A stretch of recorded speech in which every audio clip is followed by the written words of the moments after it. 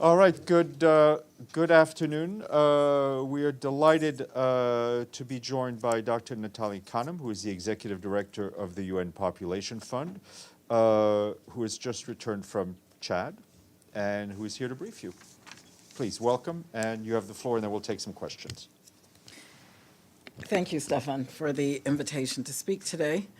It's true, I'm just back from Chad, and there I met with President Mahamat Idris Deby and the Prime Minister Saleh Kebzabo. We discussed progress on the Sustainable Development Goals and the very real challenges facing women and girls in that country. And why Chad? I went there because it risks becoming a forgotten priority, and we shouldn't let that happen. Chad today faces multiple challenges and a humanitarian emergency. Instability, violence in neighboring countries, and the disproportionate impact of a climate crisis, not of its own making, not to mention socio-economic and other development challenges.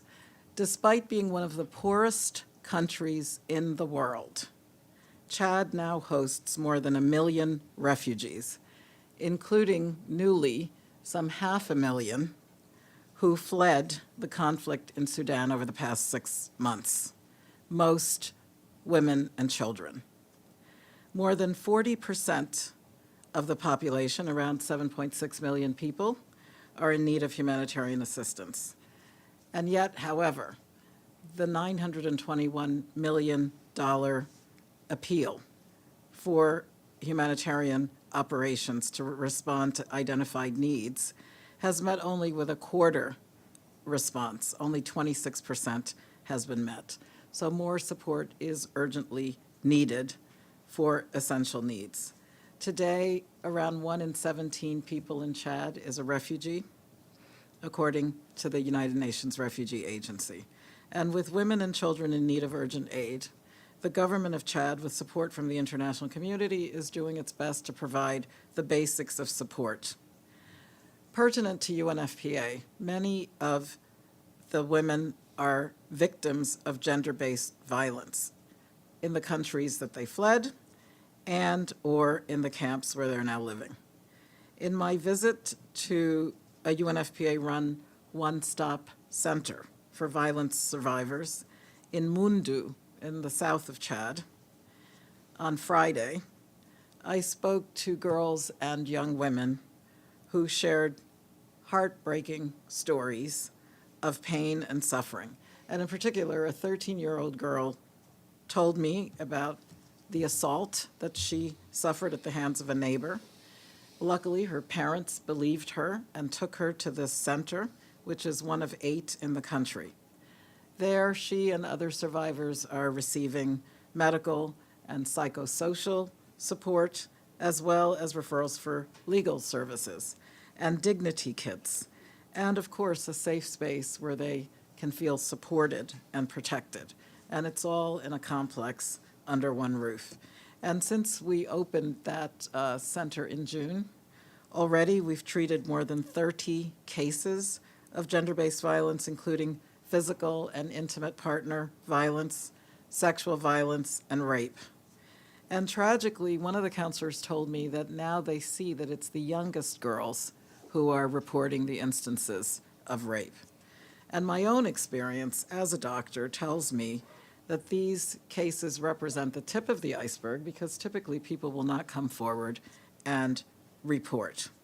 So UNFPA, as the lead agency for the coordination of gender-based violence response in emergencies, is working to prevent violence and also, if it happens, to restore agency and power to survivors. And we do this through effective, integrated, and coordinated programming and life-saving services. And again, everywhere in the world, we are seeing women and girls forced to confront the worst of wars that they did not start. And what they need is peace, peace in their homes and communities. Events such as in the Middle East over the past month, and again, Sudan, which is at the 6-month mark of that conflict, are showing us just how fragile peace is, how easily it can be shattered, and how devastating this is for the most vulnerable, particularly women and children. So stopping the cycle of conflict, of course, is possible, and that will be hastened when women have a voice and a choice, when women are economically empowered, and when women and young people participate in security and justice systems.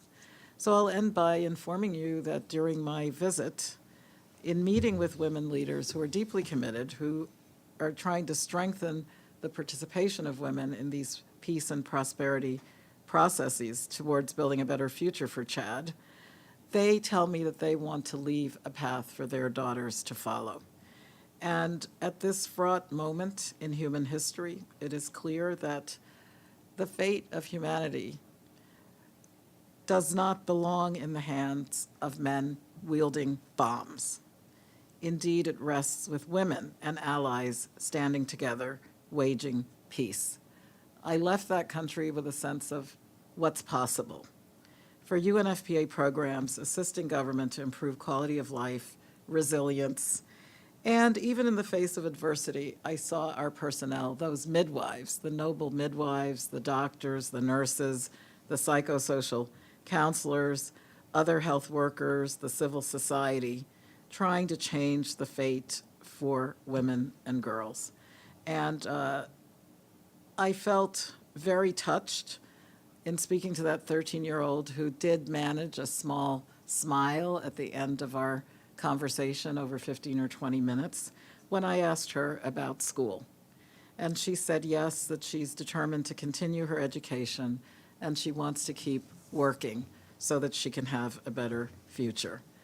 I call on the international community to increase financial and humanitarian support to this country and others in the region, and to respond not just to immediate events, but also to lay the foundations for sustainable development so that the women and girls and all the people in Chad can reach their full potential. Thank you, Stefan. Thank you, Natalia. Edie? Thank you very much, Dr. Kanem, on behalf of the United Nations Correspondents Association for doing this briefing. Edith Lederer from the Associated Press. 3 follow-ups to what you said. Why do you think it's young women who are reporting sexual violence and not older women? And what are these refugees from Darfur saying about the situation in Darfur? And I assume they're still flooding across the border because it hasn't ended yet. And what did the president and the prime minister say to you about what they're doing? Thank you. Please. Well, thank you very much indeed. Good to see you. The answer to the question of why younger women versus older women we don't have the best handle on, I will hazard a guess that, for one thing, in the example I gave, some of the work that we've done over the course of the months and years are making it easier for people who can be stigmatized to believe their daughters and to bring them for care. A lot of what we try to do on the prevention side is human rights oriented, to say that this is not something that we overlook and sweep under the rug, that everyone has rights. But I believe that we would actually have to go and look at the incidents in order to understand maybe there is more attacks on younger girls who can be vulnerable as they're going to get the firewood or as they're walking around the community or if they're going out to the latrine at night. So these are factors which I think we need to look at in order to understand. For the issue of Darfur, it has been absolutely horrendous to know that, as traumatic as it's been in that region of Sudan over the years, right now we are seeing that women indeed are reporting appalling instances of sexualized gender-based violence, and the protection is really flimsy. because of the nature of the conflict. So as they pour across the borders, UNFPA, working as part of the IASC, and we're actually meeting across the street right now, Edie. UNFPA has deployed specialists on GBV on the Chadian side of that Sudan border, and working with the international NGO humanitarian sector. We're taking report, we're doing clinical management services, the medical side, but we're also trying to proceed on the impunity side so that there will be eventual accountability for this perpetual issue of women being victimized in Sudan. And I might say the same thing about DRC. Both the president and the prime minister of Chad expressed two things. One is that they're doing more than their share in terms of keeping the borders open and accepting people who are crossing. But they did express the fatigue, the sense that as a host government, they have enough problems trying to cater to their own population, as you know, high maternal mortality, as you know, the nutrition issues with the desert coming closer, et cetera. And so while expressing a willingness to be hospitable neighbors, they were also, frankly, challenging me as an official of the UN. How can we increase the resources that are given to the host country population alongside our appeals for the refugees? In the south of Sudan, in the south of Chad where I was, it's an area where Central African Republic, Cameroon, and other countries in the neighborhood are also contributing to the refugee and IDP issues. Thank you. Thank you. Amélie? Thank you. Amélie Bottelier from AFP News Agency. You mentioned a number of cases that were handled by your support center in Chad, but do you have any kind of idea how widespread these attacks against women are in Chad, and whether it's more important in the refugee population or in the common, the Chadian population? Thank you very much. The cases that I'm speaking of are both within Chad and also in refugee populations who've come across borders. Even as recently as last week, this issue of perpetrators of sexual violence as almost becoming routine in conflict was the subject of a meeting in Comoros where Ellen Johnson Sirleaf and her initiative on positive masculinities, as the African Union is calling it, was a subject of discussion because of the high levels of incidences that we see. For the background issues, it's clear that conflict aggravates gender-based violence, rape, instances of sexual assault. As you know, even during COVID, any stressor on the family tends to aggravate and inflame what is probably a baseline level of disrespect for the bodily autonomy of women. And as a humanitarian sector, we're also insisting that this must now be prioritized. The problem with GBV, gender-based violence, is that when it goes unpunished and becomes de rigueur, the acts get so heinous and so widespread that the ability to cope of the individual, of course, but also of the system gets destroyed. This is a human rights violation, and we want it to be taken seriously, and we want prevention measures, but also for measures of amelioration. It's a PTSD-type syndrome that's going to affect this woman or this child for the rest of her life.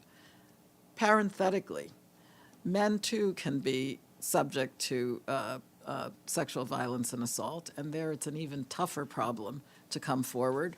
But we have to bear in mind that bodily autonomy is sacrosanct and that this should not be exploited in a time of community conflict. Thank you. Thank you. Anari Satuma, Al Jazeera English. Thank you so much. I actually have a follow-up question on Amelie's initial question. You mentioned that there are 8 gender-based violence centers in the country. Can you tell me a little bit about their geographical distribution? I think what I'm trying to figure out is their proximity to refugee camps, refugee communities. How accessible are these 8 centers? Well, thank you very much. And we can get you the details because I'm not really so aware of the exact locations. But the purpose of the centers of which I spoke was actually initially to serve the Chadian population. And this is a strategy that UNFPA uses in concert with local communities, typically with an NGO and with the midwifery community, which is very close to the ground, and a lot of our staff, our local staff, are drawn from those communities. So in the particular one where I went to visit, which was new, and that was, I think, one of the reasons that they chose for me to go and see this inaugural center, the government cooperation and the local governor there, who actually is 36 years old, one of the youngest governors in the country, have made it a center which not only works on what I've explained, but there's also a bona fide fistula hospital that does pretty advanced repairs when the uterus is torn during prolonged labor. This is an issue usually for a woman who is not a woman, she's a child who was too young to be pregnant to begin with, or a woman who's already on her 7th, 8th, 9th child, and the musculature of the womb is weak.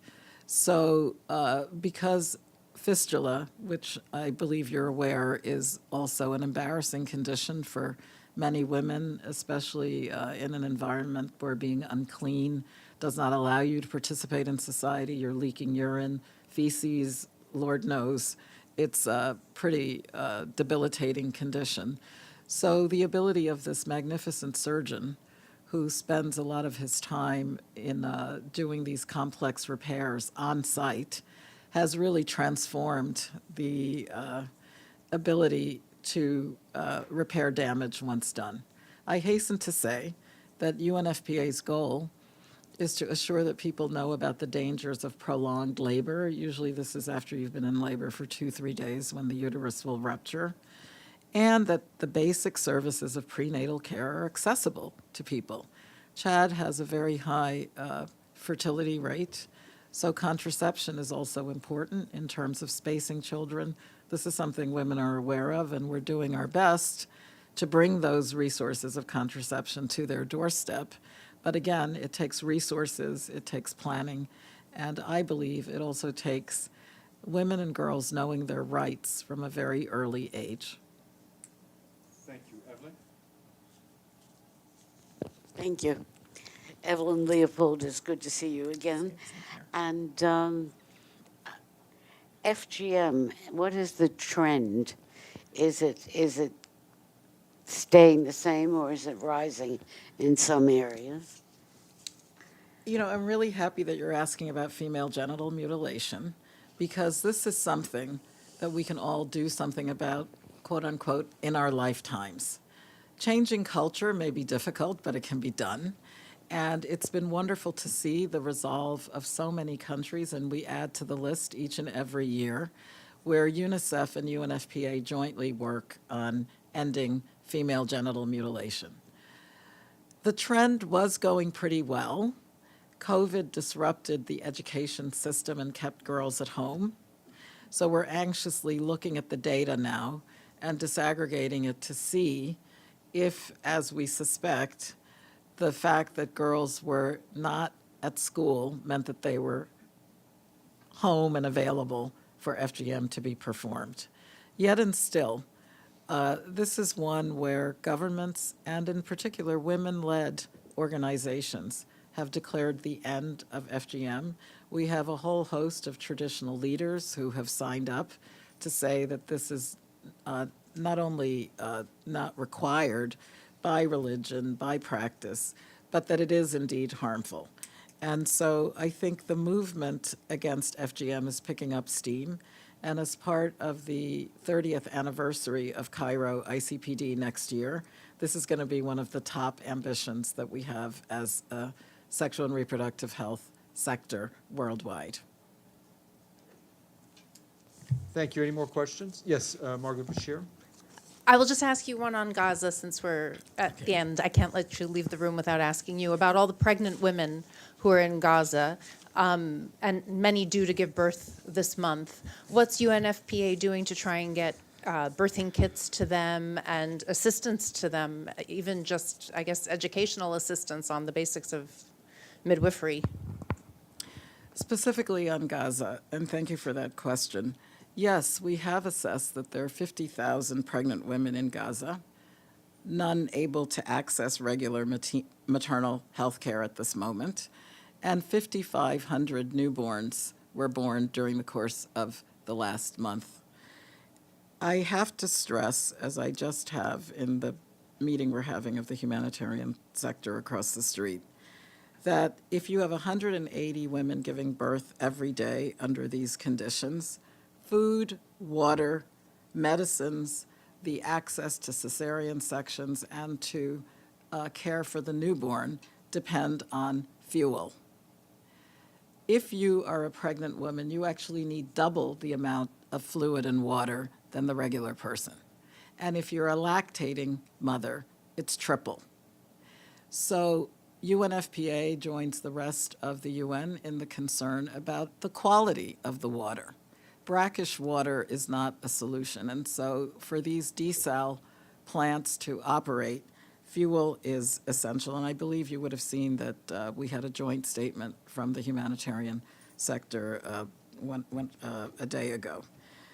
I also feel that while we have had some supplies enter over the last couple of days, it's a drop in the bucket, and I think our Secretary General has spoken to having the flows of relief at the scale that's required when you literally have 2.2 million people in need and women and children bearing the brunt of the situation. While we've had two truckloads of reproductive health kits arriving in Gaza with the clean delivery kits and the medications and the emergency obstetric care supplies, again, this is minuscule compared to the need. And so we're very eager to see those entry points open and for the humanitarian pause, ceasefire, the semantics don't matter, the conflict must stop so that people can access aid. Thank you very much. Could I just ask you on that one follow-up on, you say there's been 2 trucks with maternal supplies. How many would you normally send, or how many are needed? How much do you have waiting at Al Arish, for instance? I mean, just give us a little bit of a context. Well, in fact, let me get back to you on what's in the pipeline, because we do participate in a joint convoy that's waiting in that line on the Egyptian border. However, I have to stress that for my UNFPA colleagues, and for whom I'm responsible, who are in Gaza, some of them have lost multiple members of their families in one day. Civilians and hospitals should never be targets. So while we've had the 2 truckloads, and of course, something is always better than nothing, my anxiety is that these supplies save lives. They're vital. And the fact is that life goes on even during conflict. And we do owe it to these women to be there for them during the time of pregnancy and childbirth. So when I hear from my staff that they're sitting at home and having breakfast, and the house gets bombed, and the rubble is there, and in this particular instance, the pregnant woman survived, as did the newborn. But it's very, very harrowing to know that it's in our hands to be able to change that dynamic, and I do hope that all efforts will succeed to change that, and immediately. Thank you very much, Stephanie. Just one last one from Edie. Okay. We don't say no to Edie. Thank you. One follow-up on that. You said that about 180 women are giving birth every day. Do you have any indication of the survival of those women and their babies since October 7th? The truth is that it is impossible to be able to assess what happens to these nearly 200 pregnancies on a daily basis. For the ones who are delivering at home and where our midwives have access, the reports are coming in. But you know the level of disruption that's taken place there. So I wouldn't say that we have trustworthy data beyond the estimates that we made at the beginning of the period. Certainly, we know that for those who are in the hospital, we have seen losses of life, and we also understand that if you are a premature newborn, and we would expect that the levels of prematurity rise when stressors rise, you need your incubator. You're a little baby who has to have oxygen. All of this depends on fuel supply. So I think this is part of our very sincere plea that civilian life must be protected, and for us as UNFPA. The road to peace really depends on opening these avenues of compassion and following humanitarian and international law. Great. Thank you very much. Thank you so much.